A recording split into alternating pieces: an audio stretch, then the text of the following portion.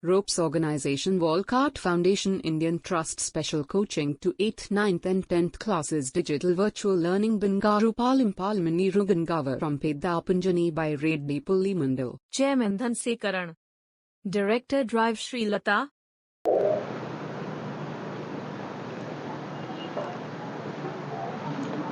Hi, hello, welcome to Ropes Organization. This is Durga Prasad Reddy teaching in biology. So previous video 10th class biology, our environment, we are discussing about the garbage topic. Let us continue the topic of garbage. So managing the garbage we are produce. So మనం produce చేస్తున్నటువంటి garbage లో ఉన్నటువంటి so disadvantages ఏంటి, వాటి వల్ల వచ్చేటటువంటి so ఫలితాలు ఏంటి మనం ఈ వీడియోలో డిస్కస్ చేసుకోబోతున్నాం. సో ఇక్కడ గార్బేజ్ అంటే మనం చెప్పుకున్నాం. So which is artificial materials prepared by the human activities which is without decomposition. So decomposes కానిటువంటి మెటీరియల్స్ ఏవైతే ఉన్నాయో సో అలాంటి వాటిని మనం గార్బేజ్ అని చెప్పుకున్నాం. So substances that are break down by biological process are called biodegradable materials. ఇక్కడ ఏంటంటే it's most important, substances that are break down by biological process. ఏవైతే సబ్స్టాన్స్ అంటే మనం వాడేటటువంటి పదార్థాలు ఏవైతే ఉన్నాయో substance materials break down by biological process అంటే వాటిని విచ్ఛిన్నం చేయడం ఏ విధంగా ఉండాలంటే బయాలజికల్ ప్రాసెస్. మరి బయాలజికల్ ప్రాసెస్ అంటే ఏంటి? Which is involved of bacteria or sporophytes or fungus. ఇలాంటి మెటీరియల్స్ అంటే ఏవైతే జీవులు వాటిని విచ్ఛిన్నం చేస్తాయో దాన్ని బయాలజికల్ ప్రాసెస్ అంటాం. ఇలాంటి ప్రాసెస్ ద్వారా ఆ సబ్స్టాన్సెస్ ని మనం బ్రేక్ డౌన్ చేస్తే సో వాటిని బ్రేక్ డౌన్ చేస్తే మనం వాటిని ఏమని పిలుస్తున్నాం? Biodegradable.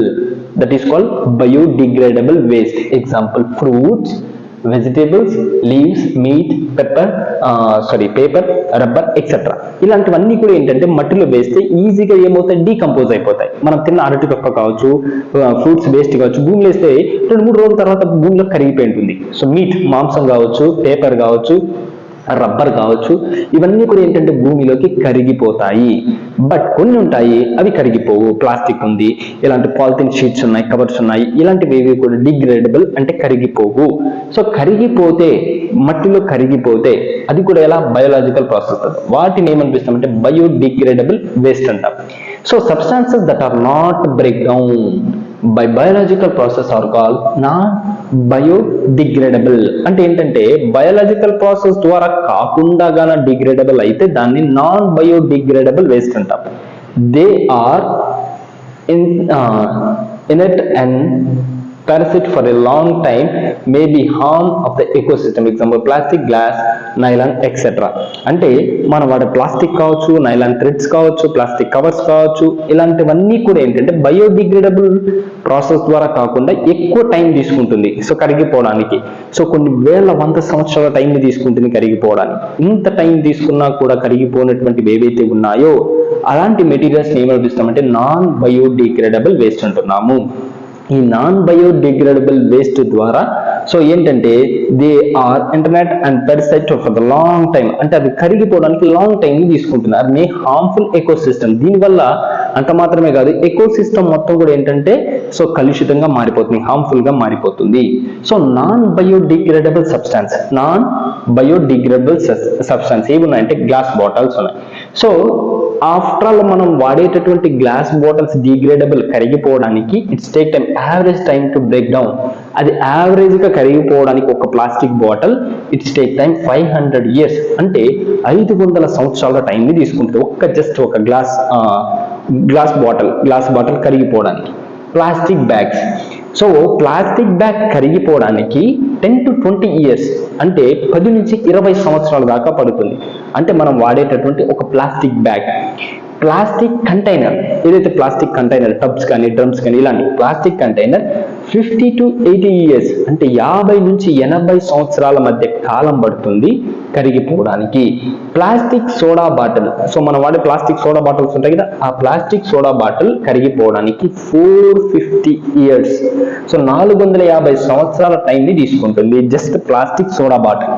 Next nylon fabric.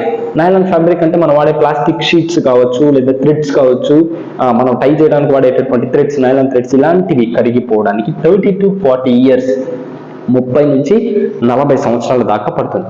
So ఇది ఏంటంటే యావరేజ్ టైం, అంటే యావరేజ్ అందాజుగా అంత సమయాన్ని తీసుకుంటుంది కరిగిపోవడానికి. ఏవేవి అంటే నాన్ బయోడిగ్రేడబుల్ సబ్స్టాన్స్. ఏవి? గ్లాస్ బాటిల్స్ కావచ్చు, ప్లాస్టిక్ బాటిల్స్ కావచ్చు, next plastic bags, containers, plastic soda bottle and nylon fabric. So ఇవి కరిగిపోవడానికి అందాజుగా ఏంటంటే ఎంత టైం తీసుకుంటారు? 500 years, 10 to 20 years, 50 to 80 years, 450 years, 30 to 40 years టైంని తీసుకుంటున్నాయి. సో ఈ విధంగా ఏంటంటే బయోడిగ్రేడబుల్, నాన్ బయోడిగ్రేడబుల్ రెండింటికి మనం తేడా చూస్తాం. సో బయోడిగ్రేడబుల్ అంటే ఏంటి? బయాలజికల్ ప్రాసెస్ ద్వారా డీకంపోజ్ అయితే వాటిని బయోడిగ్రేడబుల్ వేస్ట్ అంటాం. Example fruits, vegetables, leaves, meat, paper, rubber etcetera. So non biodegradable waste లో మనం ఏం తీసుకునే ఎగ్జాంపుల్ గా plastic, glass, nylon thread etcetera. So వీటి ద్వారా ఏంటంటే ఇవన్నీ కూడా నాన్ బయోడిగ్రేడబుల్ వేస్ట్, ఇవి ఏంటంటే బయోడిగ్రేడబుల్ వేస్ట్. సో వాటి ద్వారా సో ఎన్విరాన్మెంట్ లో వచ్చేటువంటి ప్రొడ్యూస్ అయ్యేటటువంటి గార్బేజ్ ఏంటి అని మనం డిస్కస్ చేసుకున్నాం. సో నెక్స్ట్ వచ్చేసరికి ఇక్కడ ఏంటంటే సో ఇక్కడ మనం బయోడిగ్రేడబుల్ ప్లాస్టిక్, కొన్ని ఏంటంటే బయోడిగ్రేడబుల్ ప్లాస్టిక్ కూడా ఉన్నాయి. సో పాలియాటిక్ యాసిడ్, పాలిహైడ్రో ఆల్కలైడ్స్, బట్లైన్స్ సబ్స్టాన్స్ అంటే బయోడిగ్రేడబుల్ వేస్ట్ లో కొన్ని, ప్లాస్టిక్ లో కూడా ఏంటంటే బయోడిగ్రేడబుల్ ఉన్నాయి కొన్ని. సో ఈ బయోడిగ్రేడబుల్ ప్లాస్టిక్ పాలిలాటిక్ యాసిడ్ ని యూజ్ చేసి కొన్ని గ్లాసెస్ ప్రిపేర్ చేస్తారు అలాంటివి. సో హైడ్రాక్సీ ఆల్కలైడ్స్ వీటిని యూజ్ చేసి గ్లాసెస్ ప్రిపేర్ చేస్తారు.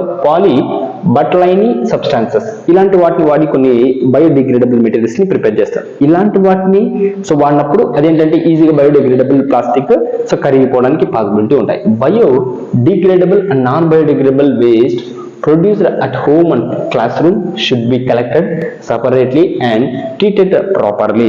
So first, as a student, as a environment friendly ecosystem, we can learn so to collect the waste materials to separate, which is the plastic materials and biodegradable waste in our home or at college or school.